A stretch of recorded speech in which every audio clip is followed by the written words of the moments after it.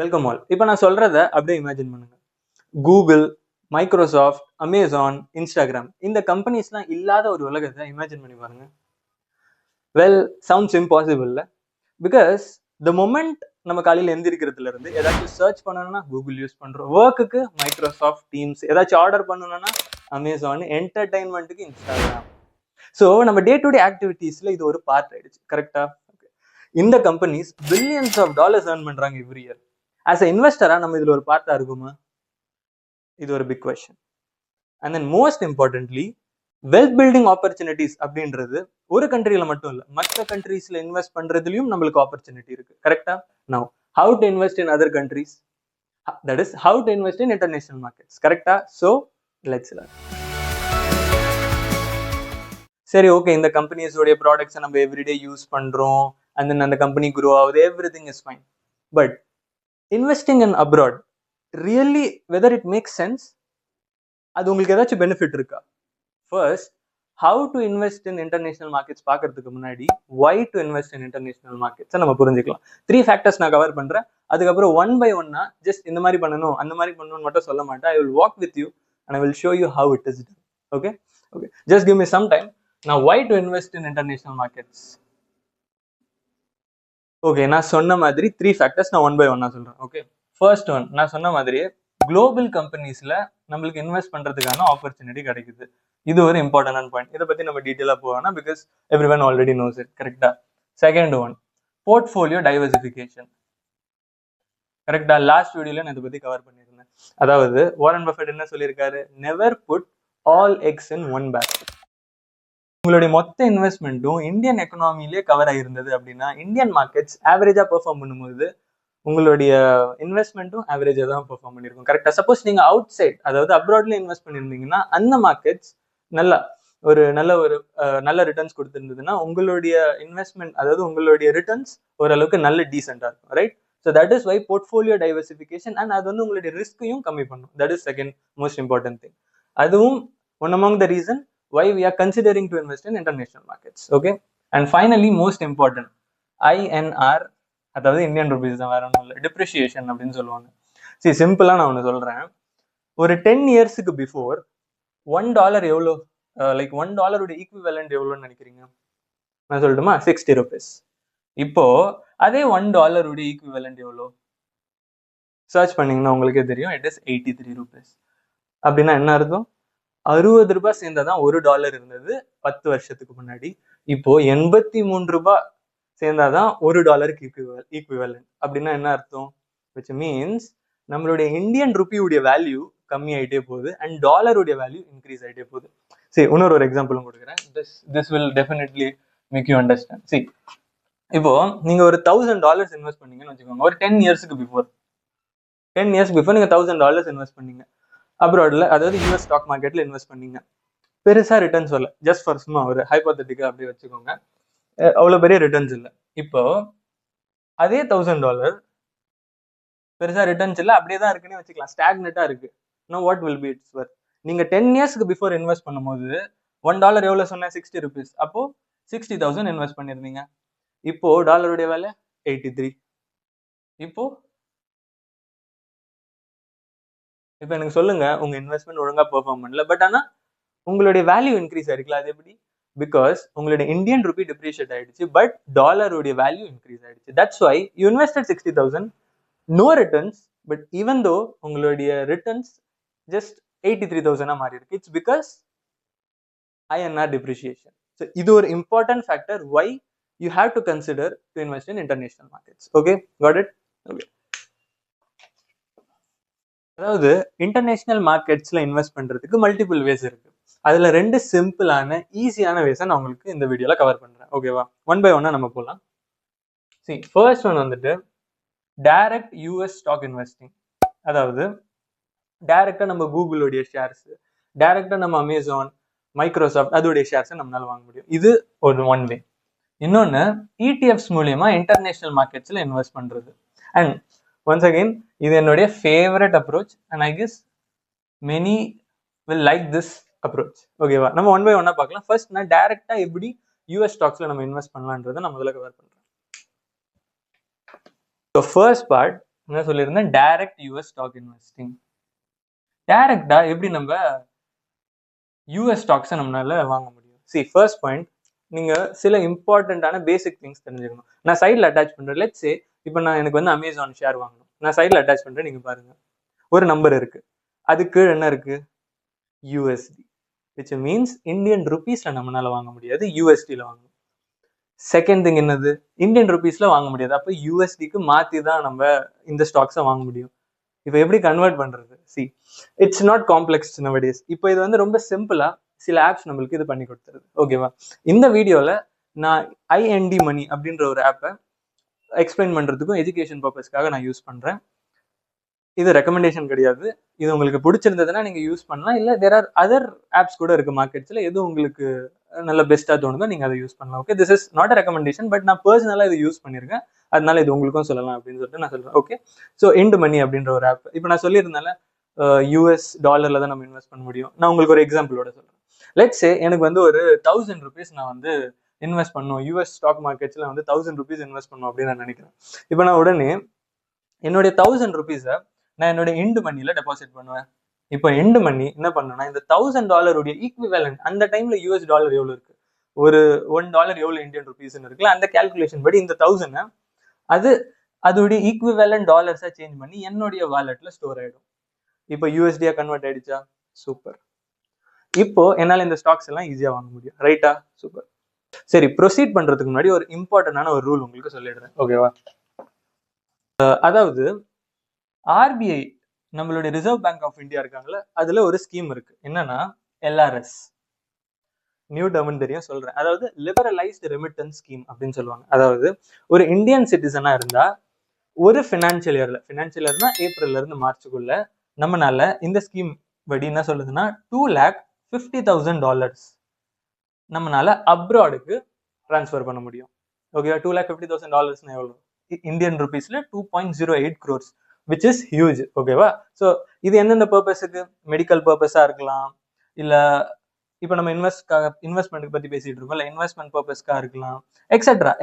எந்த ஒரு ஒர்க்குக்காகவும் நம்மளுடைய ரிசர்வ் பேங்க் ஆஃப் இந்தியா படி நம்ம இவ்வளோ அமௌண்ட்டை நம்மளால ஒரு ஃபினான்ஷியல் இயர்ல டிரான்ஸ்ஃபர் பண்ண முடியும். This is one important point, நீங்க மைண்ட்ல வச்சுக்கணும். பிகாஸ் நான் எல்லாத்தையுமே சொல்லிடணும், இதுதான் உங்களுடைய லாஸ்ட் வீடியோவா இருக்கணும். Suppose if you want to invest in your stock market, so I will try to give all the information. உங்களுக்கு தேவைப்படுற எல்லாத்தையுமே இந்த வீடியோவில் நான் கவர் பண்றதுக்கு ட்ரை பண்றேன். அண்ட் எல்ஆர்எஸ்க்கு அண்டர்ல இன்னொரு ஒரு பாயிண்ட் என்ன அப்படின்னா, நம்ம ஒரு ஃபினான்ஷியல் இயர்ல 10 lakhs மேல நம்ம அப்ராடுக்கு நம்ம சென்ட் பண்ணோம் அப்படின்னா, நம்ம அந்த எக்ஸ்ட்ரா அமௌண்ட் சென்ட் பண்றோம்ல, அதுல 5% டிசிஎஸ் நம்ம கட்டுற மாதிரி வரும். சரி, அதை நம்ம கிளைம் பண்ணிக்கலாம் ஐடிஆர்ல. நான் அது என்ன எக்ஸ்பிளைன் பண்றேன். லெட்ஸ் சே 10 lakhs லிமிட் அந்த டிசிஎஸ்க்கு. லெட்ஸ் சே நான் 11 lakhs டிரான்ஸ்ஃபர் பண்றேன்னு வச்சுக்கோங்க. எக்ஸ்ட்ரா அமௌண்ட் என்னது? 1 lakh. 5% டிசிஎஸ் சொன்னேன். ஸோ அந்த 1 lakhல 5% எவ்வளோ? 5,000. ஸோ 5,000 டிசிஎஸ் நம்மளுக்கு டிடெக்ட் ஆகும். இதை வந்து நம்ம கிளைம் பண்ணிக்கலாம், nothing to worry. Okay, this is just ஒரு இம்பார்ட்டன்ட் பாயிண்ட். இது உங்களுக்கு எல்லாமே தெரிஞ்சிருக்கணுன்றதுக்காக இதையும் நான் சொன்னேன். Okay, so you understood one important rule. So இந்த வீடியோ பாக்குறீங்கன்னா கண்டிப்பா உங்களுக்கு வந்துட்டு how to buy US stocks and how to sell US stocks அப்படின்ற ஒரு கொஸ்டின் கண்டிப்பா இருக்கும். இப்போ நான் ஸ்டெப் பை ஸ்டெப்பா உங்களுக்கு நான் சொல்றேன். how to buy US stocks, how to buy and sell US stocks. சரி, சிம்பிளா நான் சொன்ன மாதிரி ஐஎன்டி மணியை வச்சு நான் எக்ஸ்பிளைன் பண்றேன். ஓகேவா? ஸோ அக்கௌண்ட் கிரியேஷன் சிம்பிள் தான். நீங்க அந்த பிளாட்ஃபார்மே உங்களுக்கு கைட் பண்ணும் என்னென்ன ஸ்டெப்ஸ் இருக்குன்னு சொல்லிட்டு. ஓகேவா? ஸோ லெட்ஸ் சே நான் அக்கௌண்ட் கிரியேட் பண்ணிட்டேன்.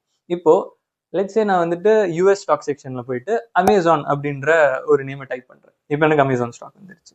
நான் ஒரு இம்பார்ட்டன்ட் பாயிண்ட் இங்க நீங்க நோட் பண்ணணும். அதாவது நீங்க இங்க பாத்தீங்கன்னா $196 காட்டுது, கரெக்டா? ஓகே, இப்போ நான் இதை பை பண்ணணும்னு வச்சுக்கோங்க. கீழே உங்களுக்கு பை, செல் அதெல்லாம் இருக்கு, எஸ்ஐபின்னு கூட இருக்கும். ஸோ யூ கேன் எஸ்ஐபி மூலியமா இந்த ஸ்டாக்ல நீங்க இன்வெஸ்ட் பண்ணணும்னா இன்வெஸ்ட் பண்ணலாம், பை பண்ணலாம், செல் பண்ணிடலாம். ஓகே, லெட்ஸ் சே $196 ஒரு ஸ்டாக் உடைய வேல்யூ $196.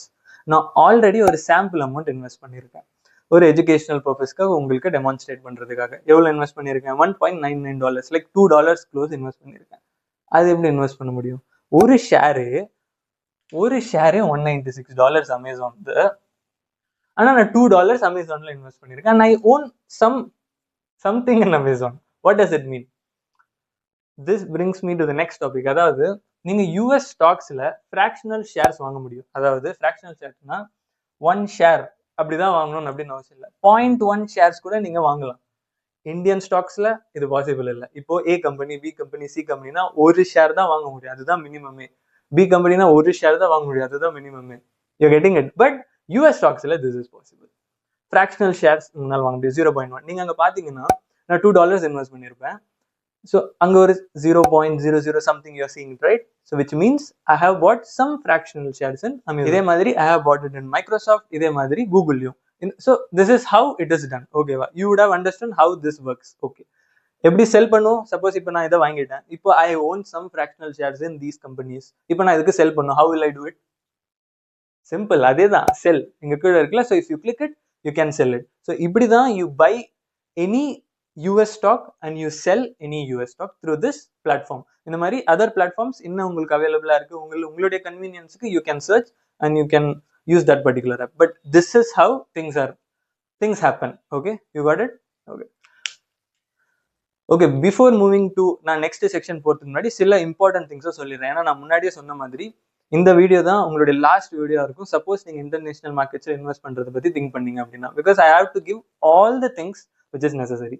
ஸோ ஏதாச்சும் சார்ஜஸ் இருக்கா கண்டிப்பா நீங்க கேட்கணும்ல, பிகாஸ் இந்தியாவில் நீங்க இன்வெஸ்ட் பண்றீங்க, யூ ஆர் அவேர், ரைட்டா? சப்போஸ் பண்ணலன்னா ஃபியூச்சர்ல நீங்க பண்ணுவீங்க, அப்போ உங்களுக்கு தெரிய வரும் பை பண்ணா எவ்வளவு சார்ஜஸ் இருக்கு, செல் பண்ணா எவ்வளவு சார்ஜஸ் இருக்கு. பட் நான் சொல்றேன்ல, நான் இன் மணி யூஸ் பண்ணிட்டு இருக்கேன் அப்படின்னு சொல்லிட்டு. ஸோ அதுல நம்ம வந்துட்டு 1000 rupees டெபாசிட் பண்ணுமா, அது ஈக்குவலண்ட் யூஎஸ்டியா சேஞ்ச் பண்ணும், கரெக்டா? அதுக்கு ஒரு நாமினலான ஒரு சார்ஜ் இருக்கு, that is all fine. Okay, so அது ஒரு சார்ஜ், தட் இஸ் அந்த கன்வர்ஷன் இருக்குல்ல, அதுக்கு ஒரு சார்ஜ். பை செல்லுக்கு ஏதாச்சும் சார்ஜஸ் இருக்கா? there is no charge for buy and selling of any particular stock. ஓகேவா? நீங்க ஏதாச்சும் ஸ்டாக் வாங்குறீங்க அமேசான் ஆர் மைக்ரோசாஃப்ட், அதுக்கு ஏதாச்சும் பை இல்ல செல் பண்ணும்போது எந்த ஒரு சார்ஜும் இருக்காது, that is completely free. Okay, third one வந்து வித்ட்ராவல் ஃபீ. அதாவது நீங்க வந்துட்டு சில ஸ்டாக்ஸ் வாங்கியிருந்தீங்க, இப்போ செல் பண்ணணும்னு நினைக்கிறீங்க. ஸோ இப்போ செல் பண்ணிட்டீங்க, இப்போ வந்து உங்ககிட்ட $100 உங்ககிட்ட ப்ராஃபிட் இருக்கு.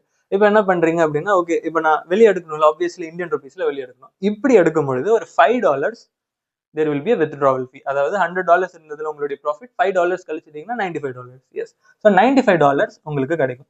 ஸோ இதுதான் இந்த ஆப்ல இருக்கிற சார்ஜஸ். அண்ட் மற்ற ஆப்ஸ்லயும் மோர் ஆர் லெஸ் சேமா தான் இருக்கும், யூ கேன் செக் இட்.